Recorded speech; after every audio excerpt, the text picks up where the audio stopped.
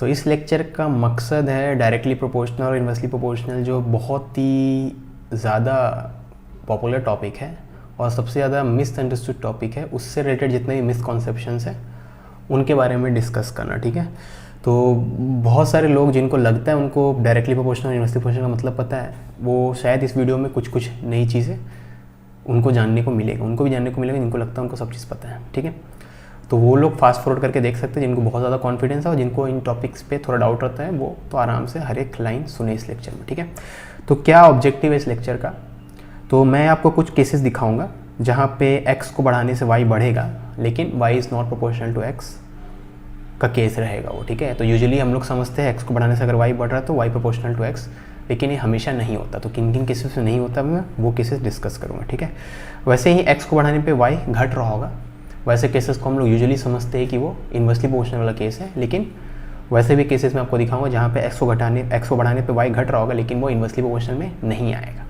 ठीक है, और भी अदर काउंटर इंट्यूटिव केसेस। अब काउंटर इंट्यूटिव मैं उस सेंस से बोल रहा हूँ जिनका ये कॉन्सेप्ट क्लियर नहीं है, जिनका कॉन्सेप्ट क्लियर होगा उनके लिए काउंटर इंट्यूटिव नहीं होगा। ठीक है, तो जिनके कॉन्सेप्ट क्लियर नहीं उनके लिए तो काउंटर इंट्यूटिव ही होगा ये लेक्चर, है ना, वो या एटलीस्ट एग्जाम्पल्स। ठीक है, टारगेट ऑडियंस क्या है, जेई और नीट के एस्पिरेंट जितने भी इंजीनियरिंग एंट्रेंस एग्जाम है, मेडिकल एंट्रेंस एग्जाम है, जेई और नीट के इक्विवेलेंट एग्जाम जितने भी हैं, और 11-12 के बच्चे भी देख ही सकते हैं। ठीक है, क्योंकि ये तो डायरेक्टली प्रोपोर्शनल और इन्वर्सली प्रोपोर्शनल ऑलमोस्ट आपका एवरीडे लाइफ में भी आप यूज़ करते हो। ठीक है ना, अब ये मिसकंसेप्शन जो होते हैं इसलिए आते हैं क्योंकि आपका 9th में 10th में 8th में जो स्कूल टीचर्स होते हैं वो ही आपको ऐसे रटवा देते हैं कि x को बढ़ाने से y बढ़ रहा है, क्वांटिटी x को बढ़ाने से क्वांटिटी y बढ़ रही है, मतलब ये डायरेक्टली प्रोपोर्शनल है। ठीक है, तो वहीं से ये मिसकंसेप्शन आता है। वैसे ही x को बढ़ाने से अगर y घट रहा होगा तो इन्वर्सली प्रोपोर्शनल, तो वो डेफिनेशंस गलत है, वो डेफिनेशन एक्चुअली में नहीं होता है। ठीक है, तो एक्चुअल डेफिनेशन क्या है उस पर मैं लास्ट में आऊँगा, पहले मैं आपको कोई काउंटर एग्जाम्पल दूंगा। ठीक है, जो आप सोचते हो उससे अगेंस्ट कुछ एग्जाम्पल्स दूंगा। जैसे suppose y equal to -3x। ठीक है, ये डिपेंडेंस है y का x पे, है ना, तो यहाँ पे आप अलग अलग x की वैल्यू लो, कोई भी वैल्यू ले सकते हो, मैं ये सब 1 2 3 4 ये सब लेके दिखा रहा हूँ। 1 2 3 4 लोगे तो x इक्वल टू 1 पे आप यहाँ पुट करोगे तो y की वैल्यू -3 आएगा, 2 पे -6 आएगा, सभी किसी क्वेश्चन से लिखते जाओगे तो ऐसा आएगा। ठीक है, तो आप देख सकते हो जैसे जैसे x की वैल्यू बढ़ रही है 1 से 4 तक, वैसे से y की वैल्यू घट रही है, -3 से घटते घटते -12 हो गई। ठीक है, तो यहाँ पे x को बढ़ाने से आपको दिख रहा है कि y की वैल्यू घट रही है, तो x को बढ़ाने से y की वैल्यू घट रही है, आपको पता चल गया। ठीक है, ओके, तो x को बढ़ाने से y की वैल्यू घट रही है, तो जो ये समझते हैं कि एक क्वांटिटी को बढ़ाने से दूसरी क्वांटिटी अगर घट रही होगी तो दोनों इन्वर्सली प्रोपोर्शनल है, वो यहाँ पे गलत होंगे। ठीक है, अगर y और x का रेशियो कांस्टेंट है, जो कि है यहाँ पे, y और x को अगर आप डिवाइड करोगे, y बाय x निकालोगे तो एक -3 आएगा जो कि कांस्टेंट है, तो हम लोग बोलते हैं y प्रोपोर्शनल टू x। यही डेफिनेशन है प्रोपोर्शनलिटी का, मतलब अगर दो चीज़ें प्रोपोर्शनल होगी तो उनका रेशियो कांस्टेंट रहेगा, यही डेफिनेशन है प्रोपोर्शनलिटी का, और कुछ भी नहीं। ऐसा नहीं एक को बढ़ाने से दूसरा बढ़ना चाहिए वगैरह वगैरह, वो नहीं होता, हमेशा नहीं होता है। तो यहाँ पे मैं आपको दिखा दिया x को बढ़ाने पे y घट रहा है लेकिन y प्रोपोर्शनल टू x है, क्योंकि ये होता ही नहीं डेफिनेशन में। डेफिनेशन ये है, ये है, अगर y बाय x की वैल्यू कोई कांस्टेंट है तब y प्रोपोर्शनल टू x होगा।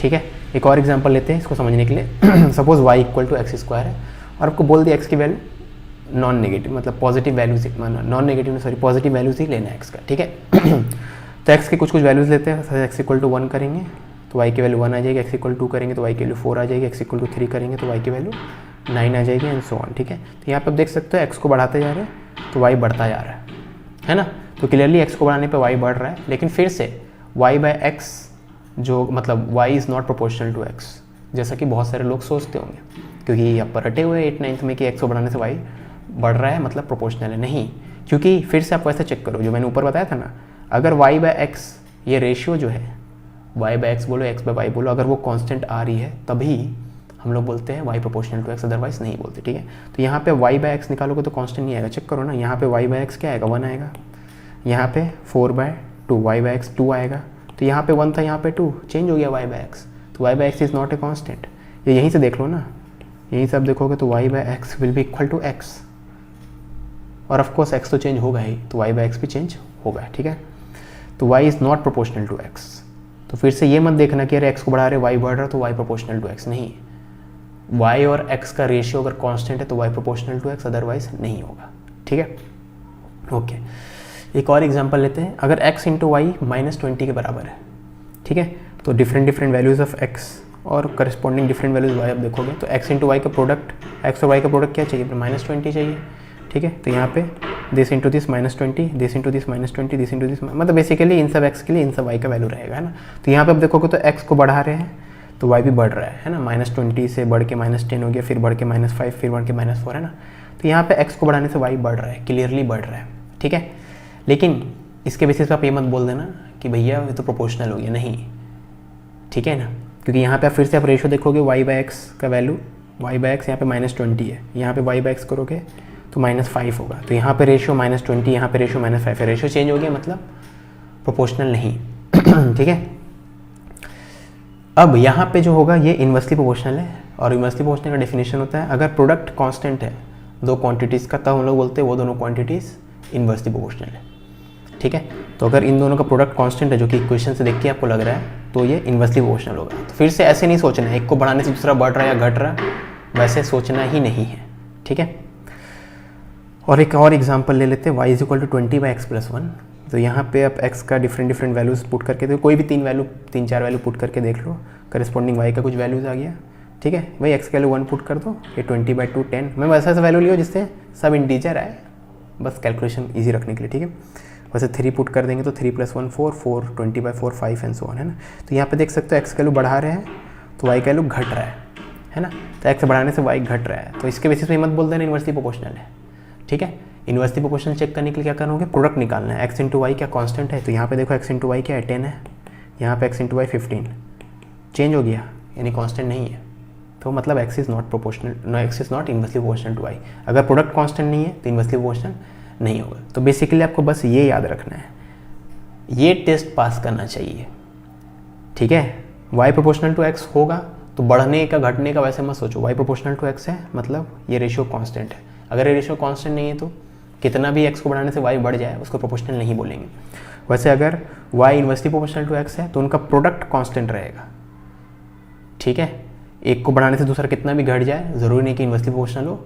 अगर उसका प्रोडक्ट कांस्टेंट होगा तब इन्वर्सली प्रोपोर्शनल कहलाएगा, अगर रेशियो कांस्टेंट रहेगा तब डायरेक्टली प्रोपोर्शनल कहलाएगा, ठीक है। ऐसे टाइप के और वीडियोस देखने के लिए डिस्क्रिप्शन चेकआउट करो, जिसमें मैं कुछ मिनट्स में ऐसे छोटे मोटे टॉपिक्स बताऊंगा, ठीक है। आप कुछ भूल रहे हो, ईमानदारी से बताना, करना है नहीं करना, करना है तो करो ना भाई, क्यों नहीं कर रहे।